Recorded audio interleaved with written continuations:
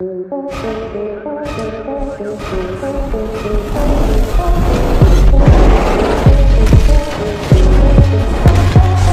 पर पूरी दुनिया जाने की कोशिश कर रही है वह है चांद। एक के बाद एक, अमेरिका हो या रूस, चीन या फिर भारत, ये देश चांद पर जा चुके हैं। अब हर देश चांद पर जाना चाहता है, लेकिन आपने कभी सोचा है कि आखिर चंद्रमा की दुनिया कैसी है? चांद पर मिट्टी है या पत्थर, समुद्र है या नदियां, पहाड़ है या रेत के मैदान पानी है या कुछ और? चांद की धरती पर एलियन है या इंसान है? तो चलिए दोस्तों, ले चलते हैं आपको चांद की सैर पर। तो चलिए शुरू करते हैं अपने चांद के सफर को।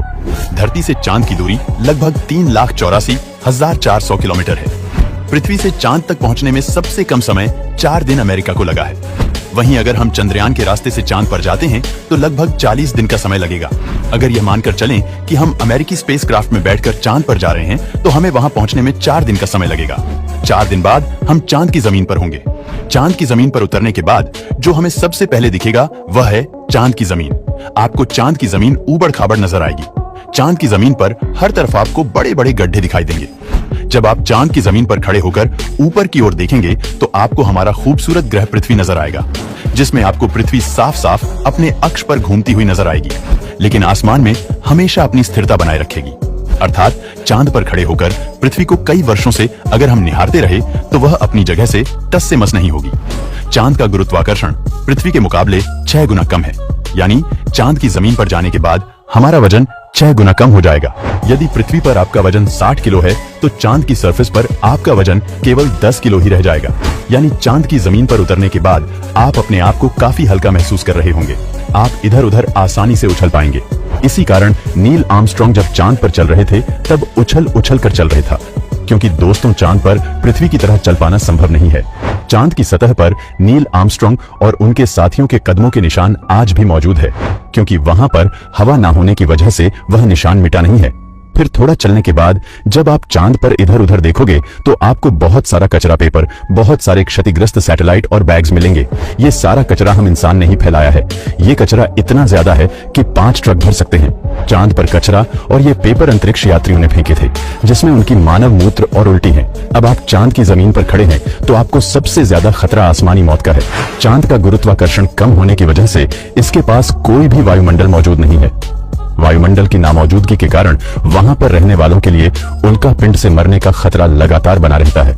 यानी आप चांद पर खड़े हैं और पता नहीं कब एक बड़ा पत्थर आसमान से गिरकर आए और आपकी मौत वहीं पर हो जाएगी। यही वजह है पृथ्वी से देखने पर जो चांद पर काले धब्बे दिखाई देते हैं, असल में वे धब्बे नहीं, गड्ढे हैं। जहां पर सूर्य की रोशनी नहीं पहुंच पाने की वजह से वह धब्बे नजर आते हैं। सूर्य के बाद आसमान में सबसे ज्यादा चमकने वाली अगर कोई चीज है तो वह है चंद्रमा। जब हम पृथ्वी से आसमान की तरफ देखते हैं तो हमें नीला दिखाई है, लेकिन जब चांद से आसमान की तरफ देखेंगे तो हमें नीला नहीं बल्कि काला दिखाई देगा। यानी आप जब भी ऊपर आसमान की तरफ देखेंगे तो आपको लगेगा कि आप काले आसमान की दुनिया में आ गए हैं। अब चांद पर खड़े होकर आप बहुत बोरिंग फील कर रहे हैं, और हम मजाक नहीं कर रहे। अमेरिकी अंतरिक्ष एजेंसी नासा ने वर्ल्ड रिकॉर्ड में अपना नाम दर्ज करवाते हुए चांद पर वाईफाई की सुविधा उपलब्ध करा दी है, जो कि 3 MBPS तक इंटरनेट स्पीड देता है। यानी आप आराम से चांद पर इंटरनेट चलाकर अपना एंटरटेनमेंट कर सकते हैं। अब आपका मन कर रहा है इंटरनेट तो बहुत हुआ, अब चांद से मैं पृथ्वी पर अपने घर फोन करके बात करता हूँ। आपने फोन मिलाया, फोन लग भी गया, लेकिन ये क्या, आप बोल रहे हैं लेकिन आपकी आवाज मुंह से बाहर नहीं आ रही है। जी हाँ, यह सच है। चांद पर आप कितना भी जोर से चिल्ला लें, आपकी आवाज मुंह से बाहर नहीं आएगी।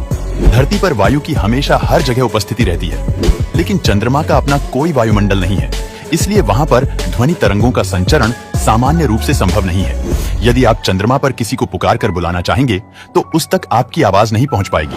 परंतु चंद्रमा पर एस्ट्रोनॉट स्पेस सूट में रहते हैं, जिसमें ऑक्सीजन और नाइट्रोजन भरकर कृत्रिम रूप से वायुमंडलीय दबाव बनाया जाता है, इसलिए वे सूट में बात कर सकते हैं और उसमें लगे माइक्रोफोन की मदद से किसी अन्य व्यक्ति तक भी अपनी बात पहुंचा सकते हैं। इस तरह से चंद्रमा पर टेलीफोन के काम करने में तो कोई समस्या नहीं है, लेकिन आपको ध्वनि को अपने मुंह से माइक्रोफोन तक पहुंचाने के लिए किसी माध्यम जैसे वायु की आवश्यकता पड़ेगी, जो कि इस स्पेस सूट में ही संभव है।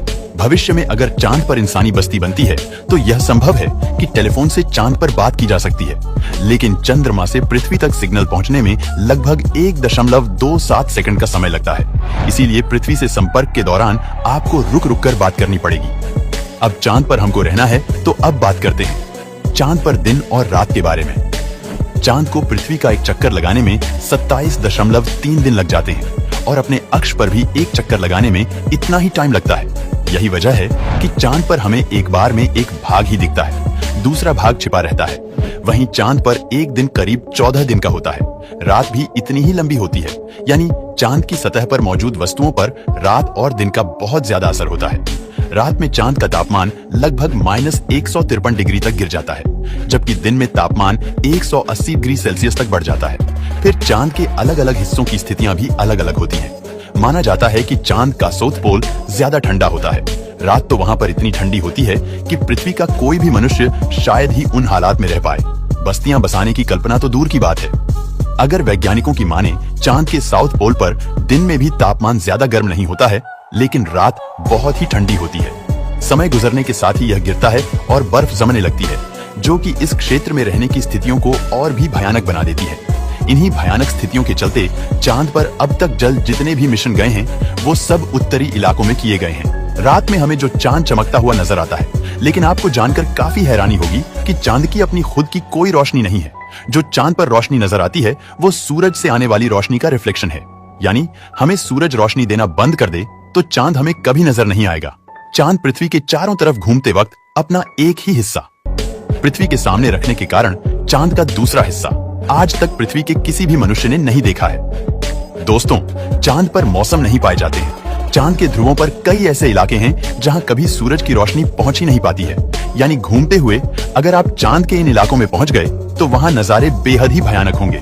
आपको जानकर हैरानी होगी कि पृथ्वी की वजह से चांद पर मौसम नहीं होता, लेकिन चांद की वजह से पृथ्वी पर मौसम बनते हैं। अब अगर आपका चांद की दुनिया का सफर कंप्लीट हो गया हो, तो आप अपनी स्पेसक्राफ्ट में बैठ जाएं और